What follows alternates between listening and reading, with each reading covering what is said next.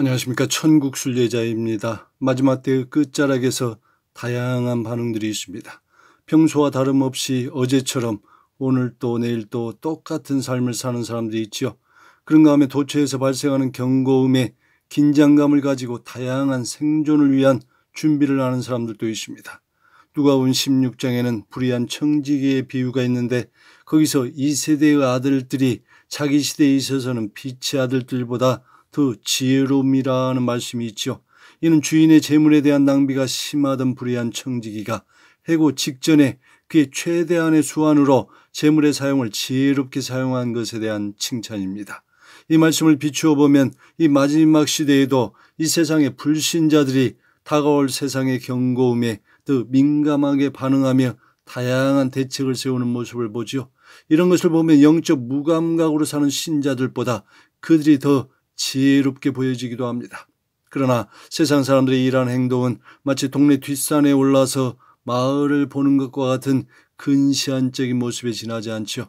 그들에 비해 우리 신자들은 영적인 사람들로서 일상적인 육적인 세계 위에서 역사하고 계시는 우리 하나님의 섭리와 뜻을 발견해야 합니다. 그리고 이를 대비하면서 주님의 시간표를 따라 움직여야 하죠. 그런 점에서 오늘의 주제는 우리 주님 다시 오심을 사모하는 이들에게는 그 시선을 좀 더 높고 넓게 하는 데 도움이 될 것입니다. 우리나라도 그렇지만 외국의 주님을 사모하는 사이트들을 보면 보이는 현상에 주목하는 이들이 많습니다. 코로나와 같은 전염병, 특정 지역의 기근과 지진과 전쟁, 그리고 전체의 징조들과 각종 음모론에 많은 관심을 기울이지요. 그리고 이러한 것에 대한 지나친 관심은 때와 시기를 정하는 것으로 이어지고 있으며 올해에도 무슨 달에 휴가가 있고 전쟁이 있다고 외치는 이들이 적지 않습니다. 이에 도피처로 피신한 이들의 소식도 전해지지요. 그런데 종종 말씀드리지만 이런 현상은 우리 주 예수님 다시 오실 날을 위한 그림자 현상에 불과합니다. 물론 우리 주님은 피조물로부터도 찬양과 영광을 받으시는 분이시며 그들에 대한 섭리와 뜻도 가지고 계시지요. 그러나 만왕의 왕이시며 만주의 주이신 우리 하나님이 이제 6천년 인류 역사를 마감하고 계시는 시점에서 그러한 천체나 자연계의 현상들로 인류의 마무리를 진행하지는 않으십니다. 왜 그렇습니까? 그것은 하나님의 본체이신 우리 주 예수님이 우리 인생들의 구원을 위하여 하늘 보좌를 버리시고 이 땅에 오셔서 바로 그들을 위하여 십자가 사건을 친히 이루셨기 때문이죠. 이것은 무엇을 말합니까? 우리 주 하나님의 주된 관심은 바로 천체의 징조나 자연계의 어떤 사건들이 아니라 바로 저와 여러분, 우리 인생들이라는 점입니다. 우리가 이 점만 주목하고 있어도 건전한 종말 신앙을 유지할 수 있죠. 그러므로 우리 주변에 누군가가 메신저들의 어그로를 끄는 긴급 충격 메시지 또는 각종 꿈과 환상 메시지 등에 계속해서 주목하며 집착하고 있다면 그는 스스로 영적인 등급을 매우 낮추고 있는 것입니다. 물론 다양한 사건과 징조를 통한 우리 주님 오심에 대한 관심은 아예 주님 오심에 대하여 관심이 없는 신자들보다는 나은 모습입니다. 그러나 장성한 신자가 되어 우리 주님을 뵈야 하는 신부의 입장에서는 그러한 어그로를 끄는 것에 대한 집착은 아직 한참 미흡한 모습에 불과하지요.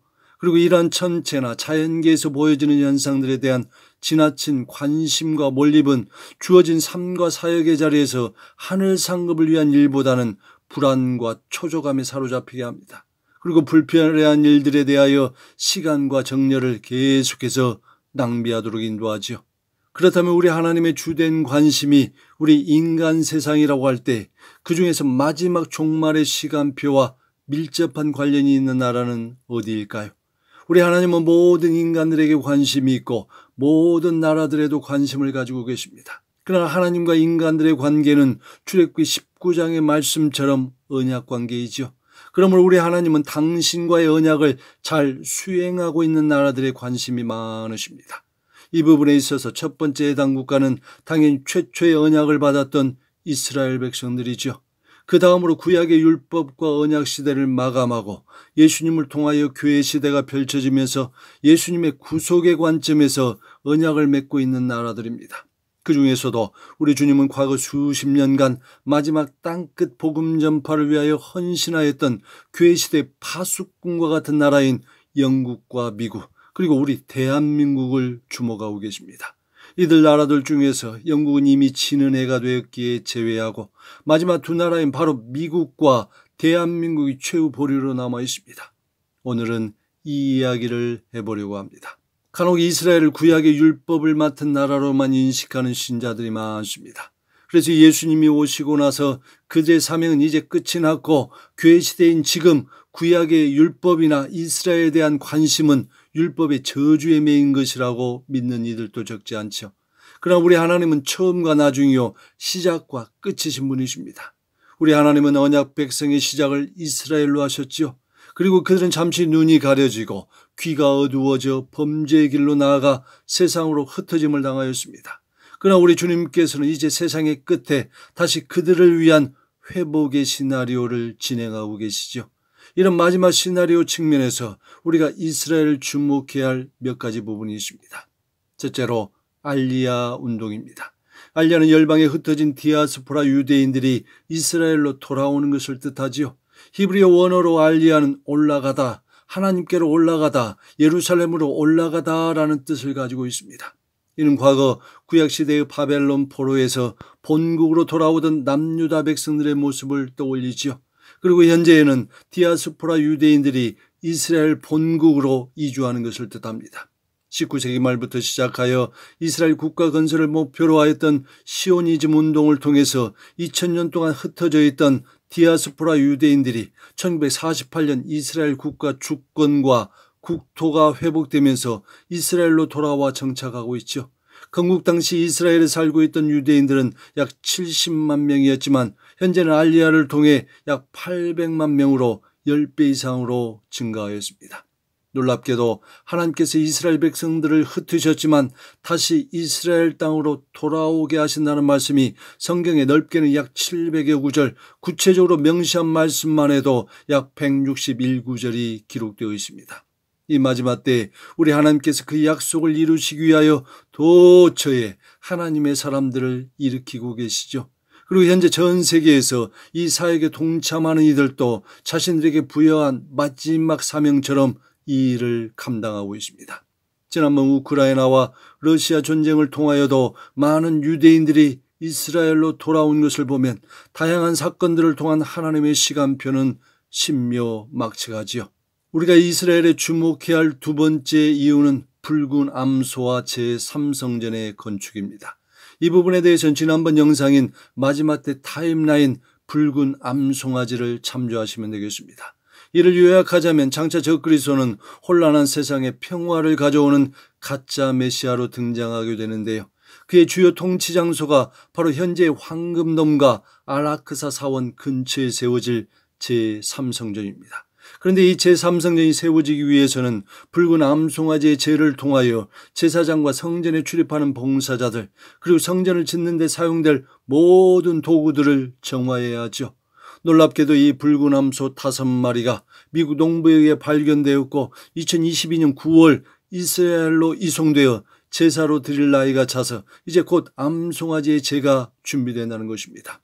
그리고 붉은 암송아지 제를 통한 정결 의식이 끝나면 부지가 확보되는 즉시 제3성전 건축이 들어가게 되고 최소 6개월에서 최대 2년 미만의 완공이 된다는 것이죠. 이는 다시 말해 곧 이 인류를 가공할 만한 공포의 도가니로 몰아넣을 적그리스도의 등장이 멀지 않았다는 것입니다. 이러한 붉은 암소와 제3성전의 내용은 어떤 음모론이나 종말 시나리오의 퍼즐 맞추기 또는 세대주의자들의 특정 이론이 아닙니다. 그건 지난 2023년 10월 7일 하마스의 이스라엘 공격도 단순한 두 진영 간의 갈등에서 발생한 것이 아니라는 점이 증거로 나타났죠. 바로 전쟁 후 100일 후에 전한 하마스 군 대변인의 보고였습니다. 그 내용은 이스라엘의 붉은 암소의 수입을 통하여 이 사건이 향후 제3성전이 세워질 알-아크사 사원의 위협으로 보고 이에 대한 억제력 차원에서 하마스 세력이 이스라엘을 공격했다고 보도했다는 것입니다. 셋째, 이스라엘을 주목하는 이유는 러시아나 이란과의 전쟁 때문입니다. 종말을 연구하는 학자들은 에스겔 38장과 39장의 곡과 이스라엘 전쟁은 문자적인 7년 환란과 관련될 것으로 보고 있죠. 에스겔 40장부터 48장이 천년왕국에 대한 내용이기 때문에 천년왕국 이전에 도래할 큰 전쟁은 계시록 16장의 아마겟돈 전쟁과 에스겔 38장과 39장이 유력합니다. 그런데 계시록 16장은 계시록의 타임라인에서 7년 후반부의 사건이 될 것이 유력하기에 에스겔 38장과 39장이 7년 환란 시작 전후의 사건이 될 것으로 예상되지요. 우리가 이 에스겔 38장의 전쟁에 주목하는 것은 이 싸움에 동참하는 나라들의 대표가 바로 러시아와 이란이 포함되어 있기 때문입니다. 항상 이스라엘을 지도상에서 지워버리겠다고 호언장담하는 이란의 거침없는 행보에 이스라엘은 그들의 핵무기 공장을 파괴할 다양한 시나리오를 이미 확보해 놓은 상태이죠. 따라서 두 나라 간에 갈수록 첨예한 갈등과 분쟁은 이란과 강력한 동맹국인 러시아의 참전을 당연시할 수 있는 분위기인 것입니다. 물론 에스겔 전쟁의 양상은 이란만이 아닌 그 외에도 많은 중동의 나라들이 참여하죠. 그런데 에스겔 38장의 내용처럼 큰 지진과 전염병과 폭우와 우박, 불과 유황 등으로 이스라엘 공격하는 적들이 오히려 패배하는 것으로 나옵니다. 만약 우리가 7년 환란을 문자적으로 이해한다면 이 전쟁의 시작 전후나 휴거 사건을 전후로 하여 바로 적그리스도의 등장과 그의 평화의 중재도 충분히 예상되고 있습니다. 바로 이러한 이유들로 인하여 우리는 하나님의 눈동자인 이스라엘을 항상 주목해야 하죠. 다음으로 주목할 나라는 미국입니다. 서두에서 말씀드린 바와 같이 교회 시대 복음 전파를 위하여 지대한 영향력을 미치고 있는 나라 중에 하나가 미국이지요. 미국 교회의 영향력으로 말미암아 전 세계에 파송된 선교사들이 주의 복음을 경제적이고 제도적인 틀에서 큰 도움을 받아 광범위하게 전하고 있습니다. 작금의 미국이 각종 범죄와 타락으로 인하여 각종 재앙들이 도처에 일어나고 있어 위태하기는 하지만 여전히 우리 주님께서 그 나라를 사용하고 계시는 이유 중에 하나이죠. 혹자들은 미국이라는 나라가 성경에 명확히 드러나지 않기 때문에 그 나라는 죄악으로 인하여 멸망할 것이라고 합니다. 그러나 주님의 심판의 관점에서 보면 그것이 어디 미국뿐이겠습니까? 환란의 날로 들어가면 전 세계적인 재앙과 하나님의 진노로 인하여 온전한 나라를 찾아보기는 쉽지 않을 것입니다. 그러므로 종말의 관점에서 보면 적어도 주님 재림의 사건이 발생하기 전까지는 미국과 미국 교회는 건재할 것입니다.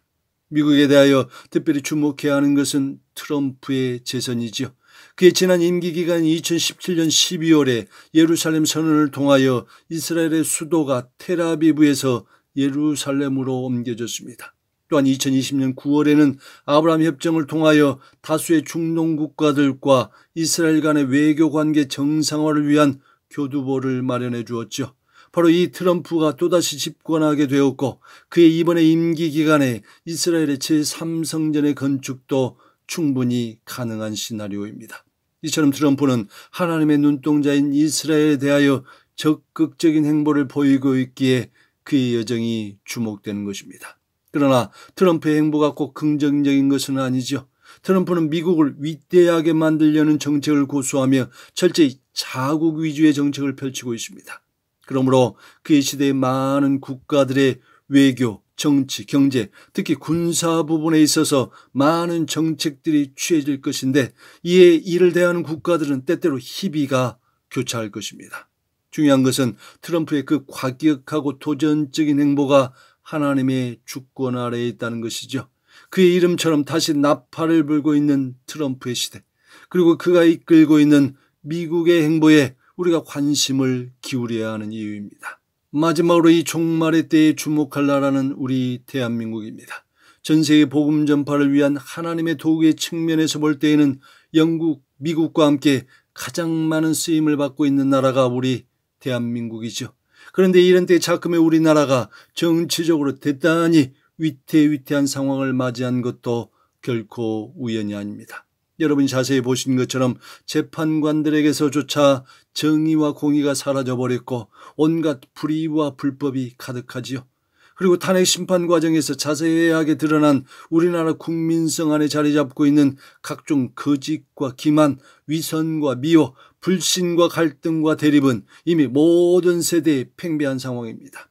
같은 당의 정치인들끼리도, 같은 진영의 지지자들끼리도, 교회나 목회자들, 그리고 같은 교회 안의 성도들 간에도, 심지어 자칭 깨어있다고 하는 이들 간에도 윤 대통령이 탄핵 정국에서 보여준 그들의 입장과 태도는 이미 건너지 말아야 할 강을 건넌 시점이 되었습니다. 레위기 17장 14절에서 피는 생명과 일체라고 했습니다. 피가 생명이듯이 하나님의 말씀인 성경, 그리고 사람의 말도 생명력을 가지고 있습니다. 그런데 그 말을 통하여 과거 어느 시기와 비교할 수 없을 정도로 서로 간에 쏟아내는 그 독설과 저주들이 돌이키고 봉합되기 어려운 수순까지 왔죠. 뿐만 아니라 그들 안에 오래도록 쌓이고 저장해둔 하나님을 대적하는 그 독한 쓴뿌리들이 뽑혀지질 않습니다. 뽑아낼 힘도 능력도 상실해버렸죠. 결국 대한민국의 향후 시나리오는 이스라엘과 미국의 정세와 발맞추어 진행되게 될 것입니다. 지금까지 전해드린 것처럼 아무리 많은 징조들이 처치에 들린다고 할지라도, 그리고 혹자들이 아무리 주님의 날을 외친다고 할지라도 하늘과 땅에서의 그런 그림자 현상을 통하여는 그날이 오지 않습니다. 오히려 지금까지 언급한 하나님의 언약 백성이요, 그리고 그 언약을 성경적으로 충실히 이행하고 있는 나라들의 모습에서 그날의 시간들을 가까이 볼 수 있죠. 그러므로 우리 자신이 성숙한 주님의 신부가 되고자 한다면 우리 주변에서 발생하는 그런 그림자 현상들에 일희일비하지 마시고 일상생활과 신앙생활을 정상적으로 해나가시기 바랍니다. 단 한 가지, 그날이 매우 가깝다는 것을 기억하시고 위에서 언급한 세 나라의 향후 행보를 지켜보십시오. 그러면 우리 주님 오실 날에 정점을 깨닫고 준비하는 데 부족함이 없을 것입니다. 바라기는 알곡과 쭉정이가 분리되고 있는 이 작금의 시대, 이 영상을 시청하시는 분들은 하나님의 주권과 섭리 아래 머물면서 하루하루 주님과의 후회 없는 멋진 동행을 이어가시길 바랍니다. 할렐루야.